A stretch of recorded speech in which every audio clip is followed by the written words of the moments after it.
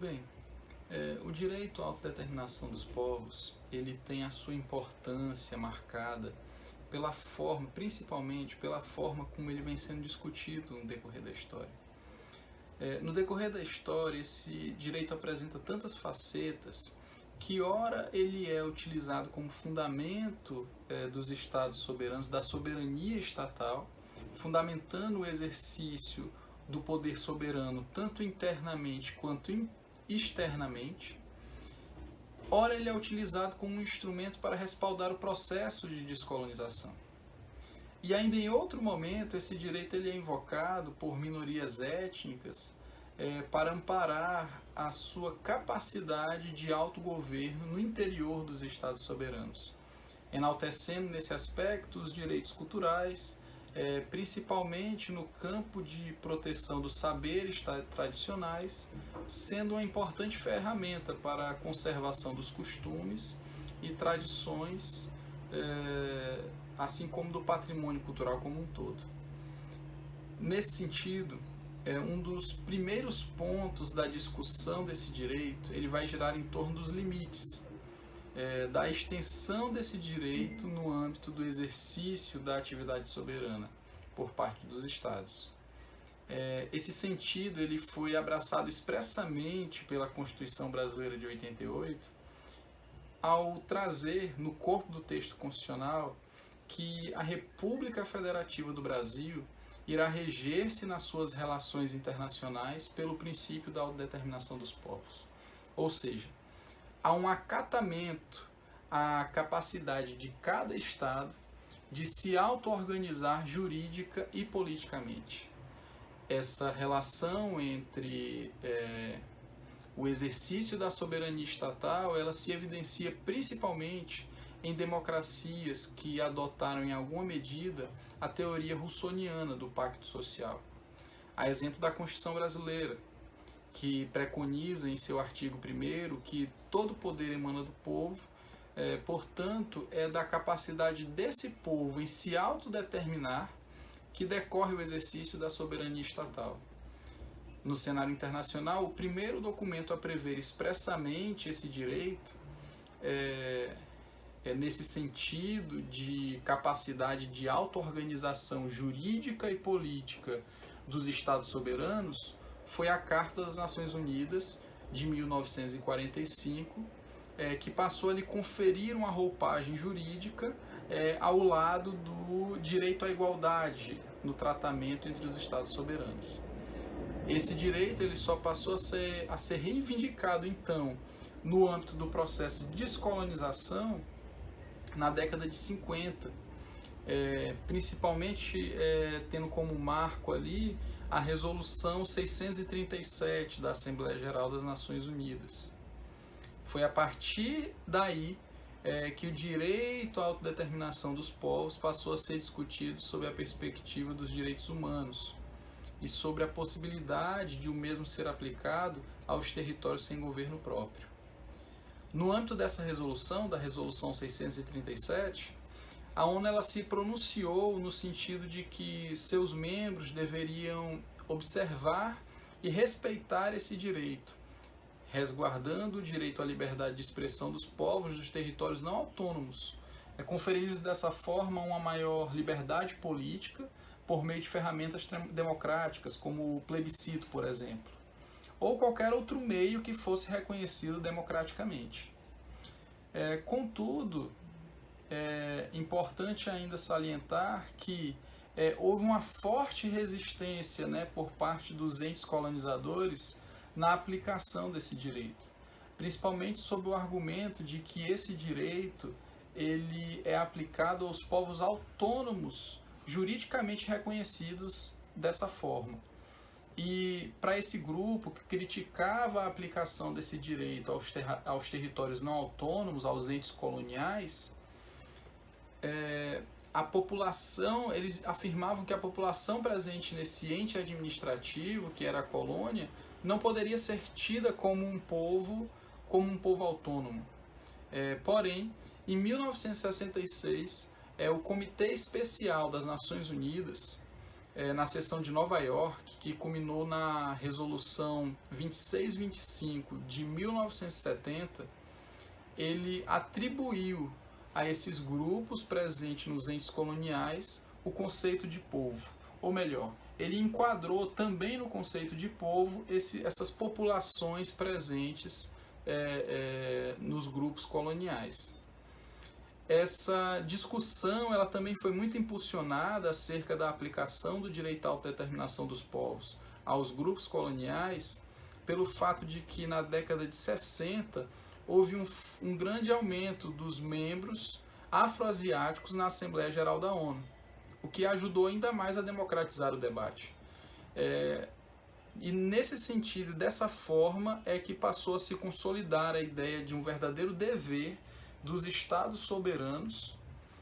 em auxiliar os territórios não autônomos para que atingissem a plena capacidade técnica e estrutural para conseguirem se autogovernar. Nesse aspecto, o movimento tornou-se inevitável, sendo editadas a partir daí diversas resoluções, a exemplo da 1514, que enfatiza o fim do colonialismo em todas as suas formas, visando eliminar práticas discriminatórias e de segregação associadas à dominação colonial, determinando que os territórios não autônomos eram livres para ditar sua situação política, econômica, social e cultural, não se admitindo nesse âmbito como justificativa para a postergação do reconhecimento da independência desses territórios a ausência de desenvolvimento político, econômico, educacional e social. Ou seja, não se admitia que, sob o argumento de uma imaturidade política, econômica e social, fosse conferido o direito de se autodeterminar. Paralelamente a essa discussão, grupos minoritários no âmbito interno dos estados soberanos passaram a reivindicar esse direito também,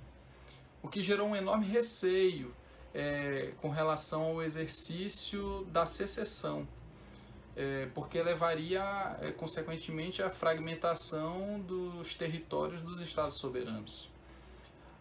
Em resposta a essas reivindicações, a Assembleia Geral da ONU editou a Resolução 1541,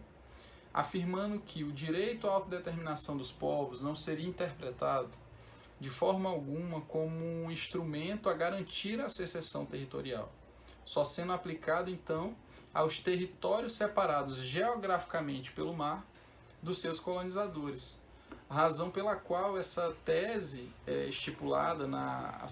nessa Assembleia Geral, por meio da Resolução 1541, ficou conhecida como Tese das Águas Salgadas ou Tese das Águas Azuis. Um outro ponto importante a ser destacado sobre a Resolução 1541 é o esclarecimento que ela traz sobre a extensão do direito à autodeterminação dos povos, sendo que esse direito não garante tão somente a prerrogativa de independência como critério de pleno alcance de autogoverno. Ele visa garantir também o pleno exercício da vontade dos povos outrora colonizados. Ou seja, fica a critério desses povos, dos povos desses territórios, exercer esse direito constituindo uma nação própria e soberana, ou então se fundir territorialmente com outros estados soberanos, ou até mesmo manter uma relação de associação com a antiga potência colonial, desde que isso ocorra da manifestação de vontade do povo ali presente. Dentre tudo o que foi apontado, essa faceta da autodeterminação como um critério para servir tanto de base para o exercício da soberania externa dos estados, ou como para servir de base para o fenômeno da descolonização, ficou conhecida pela doutrina como autodeterminação externa. Contudo, uma ênfase ainda a ser levada em consideração é que o caráter de soft law das resoluções ou seja, o fato de os Estados-membros da Organização das Nações Unidas não se vincularem juridicamente às resoluções, tornou premente a necessidade de incorporar o direito à autodeterminação dos povos como um direito humano em algum documento internacional que desse a esse instituto jurídico uma força vinculante. Daí, esse direito passou a ser previsto no Pacto Internacional sobre Direitos Econômicos, Sociais e Culturais e no Pacto Internacional sobre Direitos Civis e Políticos, ambos de 1966. Mas o foco da pesquisa, o foco da minha pesquisa foi averiguar a aplicação de outro ângulo da autodeterminação dos povos, a chamada autodeterminação interna, uma vez que se configura no interior dos Estados soberanos. O exercício desse direito se configura no interior dos Estados soberanos. Logo, o que se buscou foi averiguar se há a possibilidade jurídica de aplicação desse direito a esses grupos minoritários, a esses grupos étnicos, e se for o caso, em que medida isso se dá e o que isso representa no âmbito dos Estados soberanos. Trabalhar com esse tema, sob essa perspectiva, é lidar com questões ideológicas, como a questão estadocêntrica, que predominou desde o século XIX, com a formação dos Estados nacionais e o enaltecimento do nacionalismo. Esse movimento que se propaga até hoje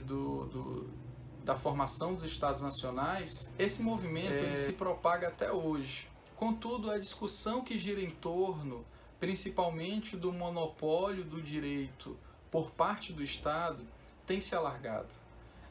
E as vozes acerca de um pluralismo jurídico, especialmente no meio dos povos autóctones, tem tido uma relevância cada vez maior. Essa movimentação parece se dar, sobretudo, de fora para dentro, ou seja, se dá no campo da legislação internacional para o campo das legislações internas. A rigor, das constituições dos entes soberanos. Um exemplo é a Constituição Brasileira de 88, que, ao meu ver, e é o foco dado à pesquisa, que juntamente com documentos internacionais ratificados pelo Brasil, dão uma margem para a manifestação desse pluralismo embasado no direito dos povos autóctonos em se autodeterminar. A título de exemplo, dessas convenções que são interpretadas paralelamente à Constituição de 88, podemos citar a Convenção 169 da OIT, que conferiu aos povos originários a característica de povo, dando aos mesmos a prerrogativa de assumir o controle de suas instituições sociais, seu desenvolvimento social, o que propiciou um fortalecimento no campo jurídico da sua identidade e de seus aspectos culturais no interior dos estados. Toda essa discussão passa, inevitavelmente, pelo debate em torno de questões como multiculturalismo e, por estar ligado aos direitos humanos, também pelo debate do relativismo e do universalismo. Contudo, nota-se que a cerne do problema, quando se fala em conferir autodeterminação aos povos originários, como os indígenas no Brasil, está relacionado principalmente à questão territorial, e não só o receio da reivindicação do direito à autodeterminação dos povos, com o fim de buscar o exercício da secessão territorial. Creio que a problemática gira principalmente, o Brasil ele está nesse rol, principalmente em torno da exploração das riquezas contidas nos territórios indígenas. Foi isso que se extraiu da análise da jurisprudência que tem se formado no judiciário brasileiro acerca desse direito. Uma vez que, a título de exemplo, o Estado não opõe grande resistência a conferir aos povos indígenas o exercício do jus puniendi, que a princípio é de monopólio do Estado. Mas a máquina estatal se empenha contra o direito desse povo em se autodeterminar, se autogovernar, quando se trata de entrar em suas terras com o fim de explorar riquezas, passando por cima de requisitos essenciais previstos na Constituição brasileira e regulada também por normas constitucionais, como, por exemplo, a necessidade de consulta prévia, prevista expressamente na OIT, na Convenção 169 da OIT. Dada essa resistência do Estado em reconhecer a efetivação desse direito aos povos autóctones, se observa no judiciário brasileiro um palco de regulação para a efetivação e concretização do direito à autodeterminação dos povos.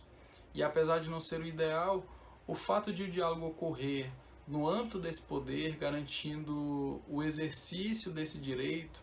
já representa, já manifesta um sinal de vontade de mudança, ou pelo menos uma perspectiva de mudança ocorrendo a partir do judiciário.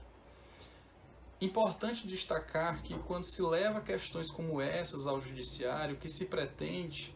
e é o que se observa na pesquisa, é que o fim não é impor a esses grupos a observância dos parâmetros institucionais e estatais, mas sim fazer com que as garantias previstas a esses grupos sejam aplicadas, limitando a atuação do Estado e impondo à máquina estatal o respeito a essas garantias.